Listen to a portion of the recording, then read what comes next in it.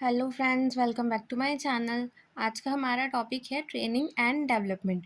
Training से मतलब है हम किसी इंसान को कोई कार्य सिखा रहे हैं ताकि वो पहले से बेटर कर सके।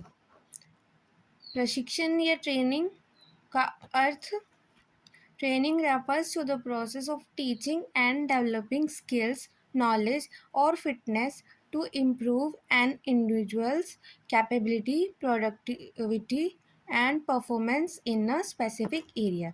यानी कि प्रशिक्षण से तात्पर्य किसी व्यक्ति की क्षमता, उत्पादकता और किसी विशिष्ट क्षेत्र में प्रदर्शन को बेहतर बनाने के लिए कौशल, ज्ञान या फिटनेस को सिखाने और विकसित करने की प्रक्रिया से है। यानी कि क्या कर रहे हैं, हम उसको कुछ सिखा रहे हैं, फिर वो क्या हो सकता है, कौशल भी हो सकता है, कैपेबिलिटी हो सकती है, कुछ उसकी परफॉर्मेंस के अकॉर्डिंग हो सकता है, या फिर हम उसको फिट बना रहे हैं जिससे क्या हो रही है, उसका विकास हो रहा है। वो क्या सीख के, क्योंकि वो बेटर काम करेगा तो उससे क्या होगा, उसका विकास होगा।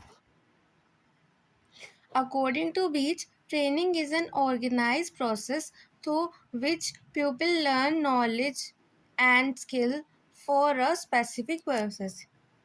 यानी कि बीच के अनुसार प्रशिक्षण एक ऐसी संगठित कार्यविधि है जिसके द्वारा व्यक्ति किसी निश्चित उद्देश्य के लिए ज्ञान अथवा कौशल सीखते हैं। क्योंकि हम ट्रेनिंग करते हैं, हमारा एक गोल फिक्स होता है कि हम किस चीज़ की ट्रेनिंग कर रहे हैं। ये नहीं कि हमने एक ट्रेनिंग की और हम हर चीज़ों में बेटर हो जाएंगे। हम सिर्फ एक चीज़ की ट्रेनिंग, एक चीज़ को फोकस रखते हुए सीखेंगे ताकि हम उस पर्टिकुलर चीज़ में बेटर हो सकें।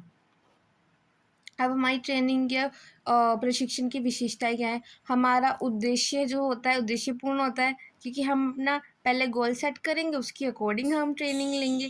फिर हमारे ये गोल के लिए हम करते हैं, अपने गोल को अचीव करने के लिए, ताकि हम इजीली अचीव कर पाएँ। उसके बाद ये लक्ष्य उनमें गोल ओरिएंटेड हो गए। फिर कंटिन्यूअस है, ये नहीं कि हमने एक बार ट्रेनिंग ले ली फिर हमें दोबारा ट्रेनिंग की ज़रूरत नहीं पड़ेगी। जैसे जैसे चेंजेस आएंगे, जहाँ जहाँ हमें इम्प्रूवमेंट की ज़रूरत लगेगी, वहाँ वहाँ हमें दोबारा ट्रेनिंग लेनी पड़ेगी। अब व्यवहारिक है, क्योंकि लोग क्या कर सकते हैं, देख सकते हैं इसको, हमारे व्यवहार से पता चल सकती है कि ये मतलब ट्रेंड है नहीं है। फ्लेक्सिबल है, अब अपने अकॉर्डिंग देख सकते हैं किस तरह से हमें ट्रेनिंग लेनी है।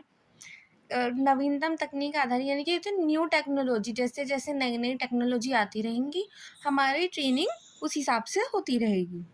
और इससे क्या होती है, प्रोडक्टिविटी बढ़ती है। क्योंकि जब हम ट्रेन होंगे, पहले भाई हमारे एम्प्लॉयज़ ट्रेन नहीं थे, हम बना रहे थे हफ्ते में 5,000 प्रोडक्ट, पर अब हमारे पास बेटर ट्रेंड एक्सपीरियंस एम्प्लॉयज़ हैं, तो वो ज़्यादा प्रोडक्ट बनाएंगे, तो इससे हमारी प्रोडक्टिविटी भी बढ़ेगी और उनकी स्किल बढ़ेगी, क्योंकि वो उस काम को करने में वो परफेक्ट हो चुकी है। तो उनकी एक स्किल बन चुकी है, वो उनमें कौशल का विकास हो चुका है। अब प्रशिक्षण या ट्रेनिंग का महत्व क्या है। इससे क्या होती है, दक्षता में वृद्धि होती है, क्योंकि लोगों की इफ़िशियंसी तो बढ़ेगी जब वो किसी काम को सीख रहे हैं, उसको बेटर कर पा रहे हैं। फिर उससे उनकी उत्पादकता में भी सुधार होगा, क्योंकि वो पहले से बेटर बन रहे हैं। अब उनको सिखाया जाएगा तो उनसे गलतियाँ कम होंगी, रिडक्शन होगा एरर्स में, और उनमें भी आत्मविश्वास आएगा, क्योंकि उनको पता होगा कि हमसे ये काम अच्छे से आता है, हम इस काम के लिए ट्रेंड हैं, तो इससे उनमें कॉन्फिडेंस आएगा। फिर हमें, क्योंकि हम ट्रेनिंग के थ्रू नई नई चीज़ें सीखते हैं, जो भी हमारी एडवांस टेक्नोलॉजी चलती है वो उसके बारे में हमें बताया जाता है, तो हमें जो नवीनतम तकनीकें हैं उनके बारे में जानकारी रहेगी। फिर हमें, क्योंकि हर चीज़ आगे हम ट्रेन होंगे, हम नई टेक्नोलॉजी यूज़ करेंगे, तो उससे प्रोडक्ट की क्वालिटी में अपने आप सुधार हो जाएगा। और क्योंकि लोग अच्छी तरह काम कर पाएंगे, क्योंकि ये अच्छी तरह से ट्रेन किया है, तो इससे कार्य संतोष की जॉब सेटिस्फेक्शन में वृद्धि होगी, क्योंकि जो एम्प्लॉयज़ हैं वो भी बेटर काम कर पाएंगे, क्योंकि उनको सब सिखाया गया है। और जो उनके हायर हैं वो भी अच्छे से उनको देख पाएंगे कि भाई वो सही काम कर रहे हैं, तो उनको भी थोड़ी सेटिस्फेक्शन होगी। अब संगठनात्मक विकास, क्योंकि जब टोटल एम्प्लॉयज़ का विकास हो रहा है, प्रोडक्ट का विकास हो रहा है, प्रोडक्टिविटी बढ़ रही है, तो उससे ऑर्गेनाइजेशनल ग्रोथ अपने आप हो जाएगी। अब ट्रेनिंग के चरण क्या है। सबसे पहले हमें देखना पड़ेगा कि प्रशिक्षण की आवश्यकता का विश्लेषण, एनालाइज ऑफ ट्रेनिंग नीड्स, यानी कि किस एरिया में या किस टॉपिक से रिलेटेड ट्रेनिंग की ज़रूरत है। फिर हमारे ट्रेनिंग के ऑब्जेक्टिव सेट करने होंगे, यानी कि हमारा जो ट्रेनिंग हम दे रहे हैं उसका उद्देश्य क्या है, किस उद्देश्य से क्या सिखाना चाह रहे हैं हम उनको, जिसलिए हम उन्हें ट्रेनिंग दे रहे हैं। फिर हम उसके लिए अपना ट्रेनिंग प्रोग्राम डिज़ाइन करेंगे कि किस तरह से कितने एम्प्लॉयज़ को एक बार में या क्या हिसाब रखें हम, जिससे हम अपने एम्प्लॉयज़ को ट्रेन कर सकें। फिर जो उसके लिए मटेरियल चाहिए होगा हमें वो देखना होगा कि ट्रेनिंग देते टाइम उनको क्या मटेरियल चाहिए। फिर उसके बाद जो प्रशिक्षण का हम क्रियान्वयन करेंगे, इम्प्लीमेंटेशन करेंगे, यानी कि ट्रेनिंग हम अपनी लोगों को देनी स्टार्ट करेंगे। फिर उसका हम मूल्यांकन करेंगे कि क्या पहले से बेटर काम हो रहा है या फिर वो ट्रेनिंग जो हमारी कार्य है वो सही से चल रही है। और फिर उसके बाद उनका फीडबैक लेंगे और कुछ अगर हम कमी रही है तो उसमें इम्प्रूवमेंट करेंगे। अब प्रशिक्षण की कितनी विधियाँ होती है। Number 1, on the job training, यानी कि एम्प्लॉय अपने वर्क प्लेस पर ही है और उसको अपने वर्क प्लेस पर ही ट्रेनिंग दी जा रही है, कार्यस्थल पर ही। फिर ऑफ द जॉब ट्रेनिंग में हो जाता है कि एम्प्लॉय को बाहर भेज दिया गया है कि आप वहाँ पर 1 महीने या 2 महीने के अपने या 6 महीने की अपनी ट्रेनिंग का कोर्स कीजिए, फिर आप जॉब पर आ जाइए। फिर अप्रेंटिसशिप ट्रेनिंग में जो हमारा एम्प्लॉय है वो एक पेशेवर व्यक्ति से सीख रहा है, यानी कि जो प्रोफेशनल है उसके थ्रू सीख रहा है। इंटर्नशिप में आपको पता ही होगा, ट्रेनिंग पर जाते हैं लोग, इंटर्नशिप के लिए जाते हैं। और क्लासरूम ट्रेनिंग, यानी कि हमने जिनको ट्रेन करना है उनकी एक अलग से क्लास बना दी है। फिर उसके बाद आती है वेस्टिब्यूल ट्रेनिंग, विशेष कक्ष प्रशिक्षण। इसमें ये वर्क प्लेस की तरह ही होती है ट्रेनिंग, रियल और जैसे जहाँ पे हमें जैसा काम करना होगा उस बेस पर, और इसमें हमें जो मशीन्स या जो टूल्स यूज़ करने होंगे वो सिखाया जाता है। फिर आता है जॉब रोटेशन, यानी कि अभी आप किसी और काम पे थे, अभी आपको थोड़े टाइम के लिए किसी और काम पे भेज दिया गया है ट्रेनिंग के लिए। फिर आती है कोचिंग, कोचिंग के लिए आप क्या कर रहे हैं, एक पर्सनली जैसे आपने देखा होगा ट्यूशन्स लगाते हैं लोग, कोचिंग सेंटर्स होते हैं, वो क्या करते हैं, कोच करते हैं, वो पूरा कोर्स सिखाते हैं। और मॉनिटरिंग का मतलब, संरक्षण का मतलब ये होगा कि आप काम कर रहे हैं, आपको जहाँ पर सीखने की ज़रूरत है वहाँ पर आपको बताया जा रहा है कि आप ऐसे कर सकते हैं, तो वो क्या कर रहे हैं, आपको मॉनिटर कर रहे हैं, आपको देख रहे हैं सुपरवाइज़र, और फिर जहाँ पे लग रहा है कि आपको ये चीज़ सिखाने की ज़रूरत है वो आपको बताते हैं। अब इसके बाद आता है प्रबंध अधिकारियों का विकास, यानी कि डेवलपमेंट ऑफ मैनेजर्स।